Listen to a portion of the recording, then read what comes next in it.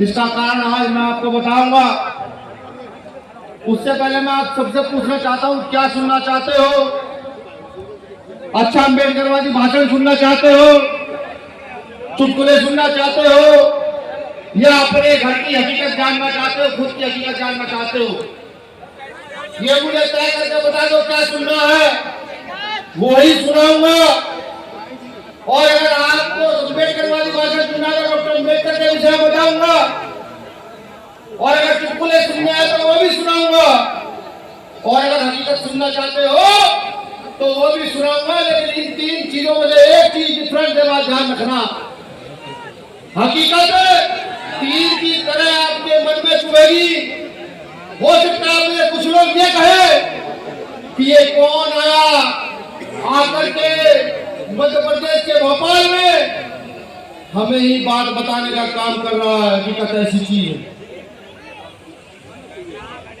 मैं अपनी बात शुरू करूं, बात शुरू करने से पहले क्रांति की इस भूमि जहां डॉक्टर अम्बेडकर जैसे महामानवों का जन्म हुआ, जहां मामा सत्याभील ने अपनी तलवार के दम पर यह बताया कि हम यहाँ के शासक हैं, ऐसी पावन भूमि के चरणों में नमन करता हूं, वंदन करता हूं, जय भीम जय जोहार पेश करता हूं। साथियों, तमाम साथियों को मैंने सुना, हमारे देश के साथी को मैंने सुना, भाई दामोदर जी को मैंने सुना, तमाम ओबीसी संगठनों के साथियों को मैंने सुना। सबके सब ओजस्वी वक्ता रहे और इतना ज्ञान आज उन्होंने दिया। अगले ज्ञान हमने जाकर बांटना भी शुरू कर दिया। 24 घंटे लगातार ये ज्ञान बांट दिया, और सरकार को ये कह दिया कि 24 घंटे के बाद चुनाव करा लो, तो 24 घंटे के बाद ये सरकार नहीं रहेगी, दलित आदिवासी पिछड़ों की सरकार है। इतना ज्ञान आपको दिया गया। मुझे जब पता लगा कि हमारे एक IAS अधिकारी ने एक बात कह दी, जिस बात को मोहन भागवत जो RSS के प्रमुख है पिछले 5, 7, 10 साल से लगातार कहते जा रहे हैं कि आपस में रोटी बेटी का रिश्ता होना चाहिए। तो ना जाने क्यों भारतीय जनता पार्टी के लोगों को, मनुवादी व्यवस्थित लोगों को कैसी आग लग गई।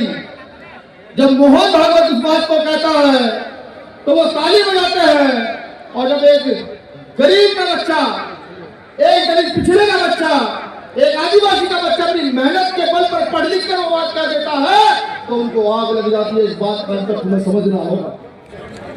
अगर आज भी इस बात का अंतर न समझे तो ये समझ लो इस देश में बहुजन का अंत निश्चित है।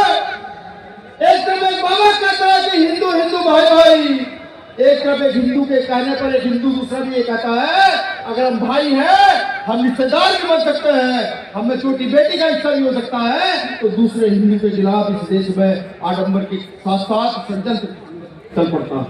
ये बात हमें समझनी है।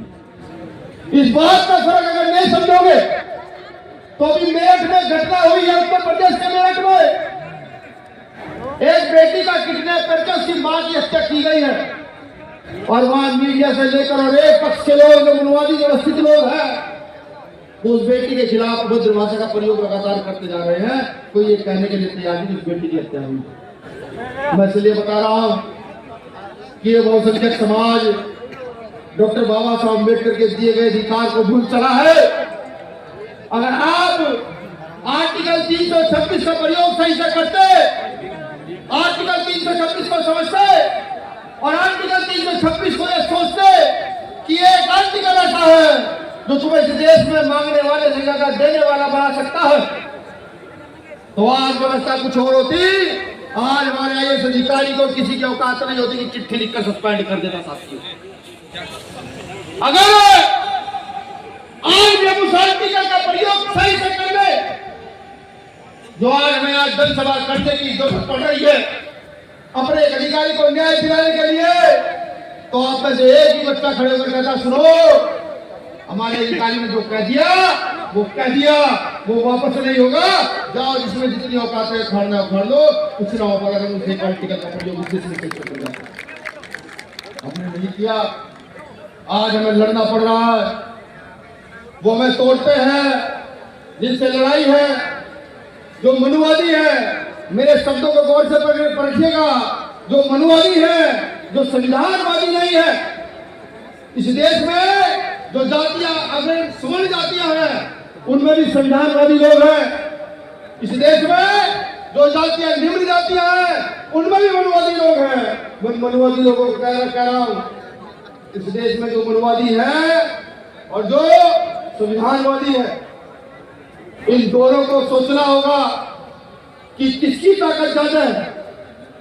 मनुवादियों को भी सोचना होगा, अगर उनमें दम है तो वो अपनी ताकत के अनुसार इस देश की व्यवस्था में अपनी हिस्सेदारी तय करें। और यहाँ के संविधानवादियों को भी सोचना होगा कि अगर तुम में दम है तो कितने संतोष वर्मा के खिलाफ कार्रवाई करवाओगे, ये तुम्हें भी सोचना होगा।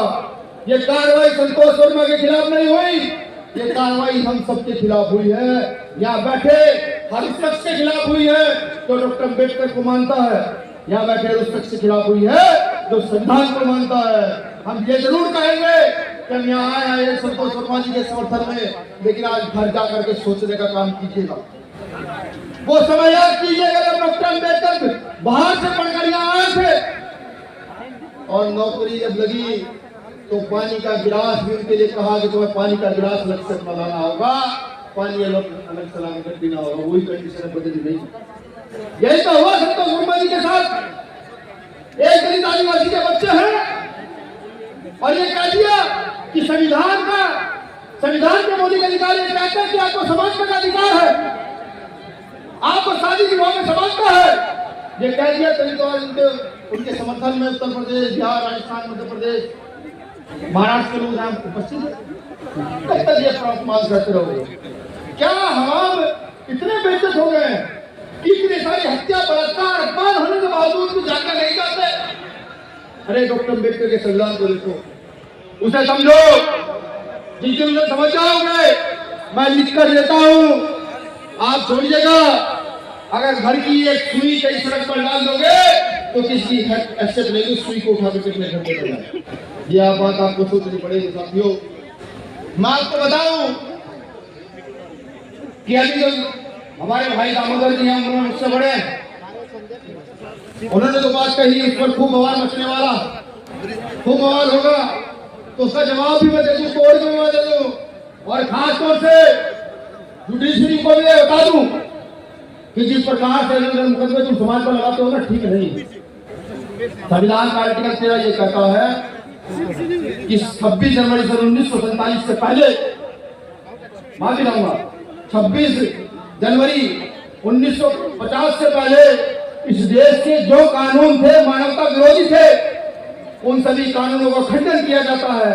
अगर उन कानूनों का कोई प्रयोग करता दिखता है तो उसका रास्ता सीधा जेल होगा। ये संविधान का आर्टिकल 13 कहता है। मुझे लगता है माननीय मुख्यमंत्री महोदय इस बात को भूल गए, प्रधानमंत्री को भूल चले, बिल्कुल भूल चले हैं। मैं याद कर रहा हूं माननीय मुख्यमंत्री जी को, जब उनकी सरकार नहीं थी, हम 12 फरवरी को इसी मैदान में आए थे। कौन सा साल था? सुनील रसिया 22 या 23, 12 फरवरी 2023 को यहाँ संविधान मानने वाले लोग आए थे भीमान जी के नेतृत्व में, जिसमें जय संगठन ओबीसी महासभा के तमाम साथियों का बड़ा सहयोग रहा था। और इतनी बड़ी तादाद में आए थे कि प्रशासन पूरे दिन हमारे लोगों को शहर से बाहर खदेड़ता रहा। इस भोपाल के अंदर पैर रखने की जगह नहीं थी सबको। ये शायद मोहन भागवत जी को याद नहीं। मैं आपसे एक बात अभी चाहता हूं कि जो अपमान ग्वालियर में डॉक्टर अम्बेडकर का हुआ, जो अपमान मध्य प्रदेश में हमारे अधिकारी, हमारे मुखिया संतोष वर्मा जी का हुआ, अगर अपमान का बदला लेने की बात आए कि बुलाया जाए तो क्या होगे? मैं झूठ नहीं सुनता। जिसमें दम हो वो आदमी हाथ खड़ा करके कहे कि हाँ भैया हम आएंगे, अपना सम्मान बचाने हम आएंगे। तो ध्यान रखना, हो सकता है कि 12 फरवरी को घोषणा हो, 700 से बात करके बता दी जाएगी।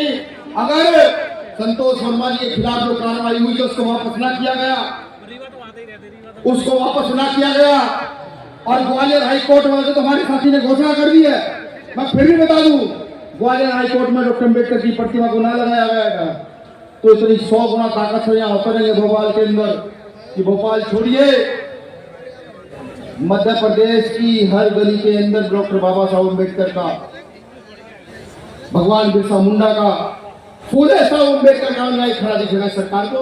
इतनी बड़ी तादाद में आएंगे, कमर कस लीजिएगा फिर ज्यादा करके।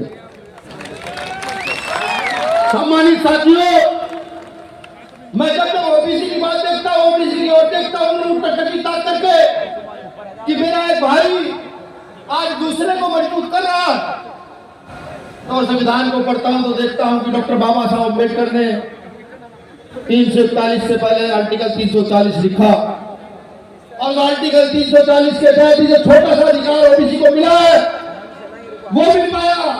और मध्य प्रदेश की कलाकारी देखिए, जहां 60 से 70% ओबीसी रहता है, वहां 13% होड़ ओबीसी आरक्षण आंदोलन, 13% होड़ में रखा ओबीसी का मामला।